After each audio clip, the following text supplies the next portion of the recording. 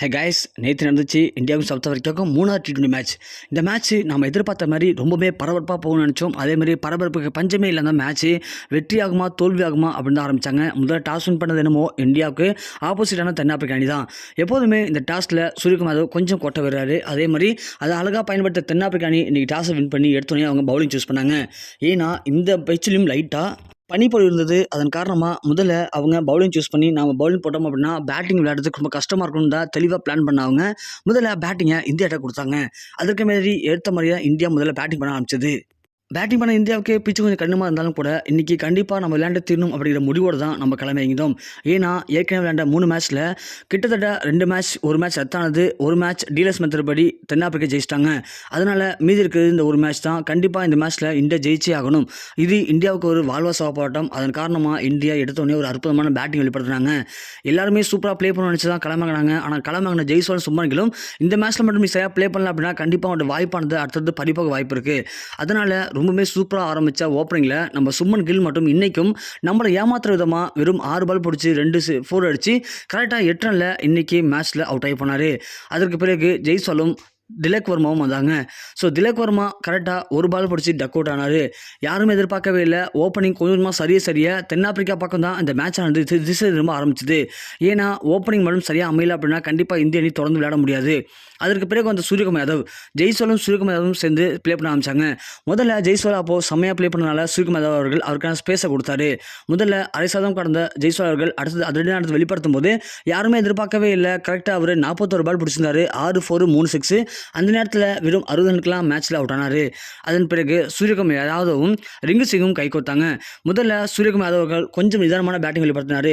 ஆனால் ரிங்கு சிங் அவர்கள் கண்டிப்பாக இன்றைக்கி ஒரு சதம் அடிப்பார்னு நினச்சோம். ஏன்னா அந்தளவுக்கு ஓவரும் இருக்குது, விக்கெட்டும் இருக்குன்னு நினச்சோம். ஆனால் அவர் எதிர்பார்க்காதமா வெறும் 10 பால் பிடிச்சி ஒரு 6 அடித்து 14 ரனுக்கெலாம் அவருடைய ஆட்டத்தை எழுந்தார். அதற்கு பிறகு அதிகமாக எதிர்பார்த்த ஜிதேஷ் சர்மா 4 ரன்கள், ஜடேஜா 4 ரன் சொல்லி எல்லாருக்குமே மிகப்பெரிய ஒரு ஏமாற்றத்தை கொடுத்தாங்க.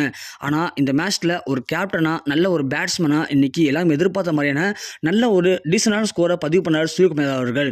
அவர் மேலே ரசிகர்கள் வச்ச நம்பிக்கைக்கு இன்றைக்கி அவர் கரெக்டாக அவரோட திறம்பட செயலை செஞ்சுருக்காரு.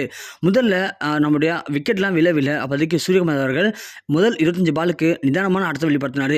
ஏன்னா முதல் 25 பாலில் வெறும் 27 ரன் தான் அடிச்சிருந்தாங்க. அதற்கு பிறகு கொஞ்சம் நின்னதுக்கு அப்புறமா அடிக்க ஆரம்பிச்ச நம்ம சூரியகுமாரோடைய பேட்டிங் வந்து வேறு லெவலுங்க. எந்த திசையில் அவர் அடிக்காருன்னு நம்மளுடைய தென்னாப்பிரிக்க வீரர்களால் கணிக்கவே முடியல. எந்த பக்கம் பால் போட்டாலுமே அவருக்கு தெரிஞ்சதெல்லாம் 6 4ன்னு சொல்லி அடித்து பிரித்து மேய்ஞ்சிருக்காரு. எந்த அளவுக்கு அடிச்சிருப்பார் அப்படின்னா முதல் 25 பாலுக்கு வெறும் 27 ரன்கள், அடுத்த 31 பாலுக்கு 73 ரன் சொல்லி டோட்டலாக அவர் கிட்டத்தட்ட யாருமே எதிர்பார்க்காத வகையில் இன்னைக்கு 56 பாலுக்குலாம் 100 ரன் அடிச்சிருக்காரு. இதில் 7 4 8 6. ஸோ வான வேடிக்கை நிகழ்த்தி இன்னைக்கு மீண்டும் சூரியகுமார் யாதவ் யார் அப்படிங்கிறத நிரூபிச்சிருக்காரு. தென்னாப்பிரிக்கா வீரர்கள்ட்ட எல்லாருமே கதிகலங்க போயிட்டாங்க. அந்தளவுக்கு ஒரு அற்புதமான பேட்டிங் வெளிப்படுத்திருக்கார் சூரியகுமார் யாதவ் அவர்கள். டோட்டலாக 20 ஓவர் முடிவுக்கு 7 விக்கெட் இழப்புக்கு 201 ரன்கள் அடிச்சிருந்தாங்க. 202 ரன் அடித்தா மேட்சை வின் பண்ணிடலாம் அப்படிங்கிற கடுமையான இலக்கோடு தான் தென்னாப்பிரிக்கா அணி கிளம்பினது. ஏன்னா இந்த பிச்சுக்கு இது கொஞ்சம் அதிகமான ஸ்கோர் தான். அந்த வகையில் முதல்ல ஓப்பனிங்கில் எப்போதுமே இந்தியாவுக்கு தண்ணி காட்டின ஹென்ட்ரிக்ஸை இன்னைக்கு முகமது சிராஜ் அவர்கள் 8 ரனுக்கெல்லாம் அசால்ட்டாக புடி தள்ளிட்டாரு. அதற்கு பிறகு வந்த அடுத்தது விக்கெட்டுகளை எல்லாருமே சரசன போடுங்க.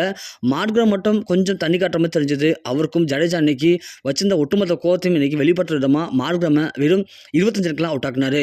அப்புறம் வந்த கிளாஸ்லாம் 5 ரன் தான் அவுட்டு. ஸோ அடுத்தது மில்லர் மட்டும் கொஞ்சம் நிதானமாக ஆட்டத்தை வெளிப்படுத்தினார். அப்புறம் அவரையும் அசால்ட்டாக தட்டி தூக்குனாங்க.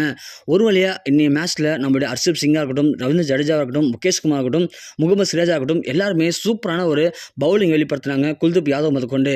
ஆனால் எடுத்தோடனே நம்ம முகமது சிராஜ் தான் முதல்லே விக்கெட் தட்டி தூக்குனாரு. அதற்கு பிறகு தென்னாப்பிரிக்கா அணி கொஞ்சம் கொஞ்சமாக சரிவை நோக்கி போனாங்க.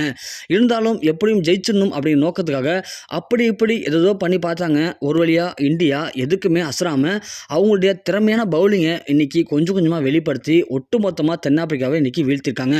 ஸோ முதல் 2 மேட்சும் நமக்கு சரியாக அமையல. 3ஆவது மேட்ச் எப்படி இருக்க போதுன்னு நினச்சோம். ஆனால் 3ஆவது மேட்ச்சில் இந்தியா இன்னைக்கு தான் யாருன்னு நிரூபித்து வெற்றியை பதிவு பண்ணியிருக்காங்க. உண்மையிலேயே இந்த வெற்றிக்கு சூரியகுமார் அவர்கள் மிகப்பெரிய ஒரு பங்களிச்சிருக்காரு.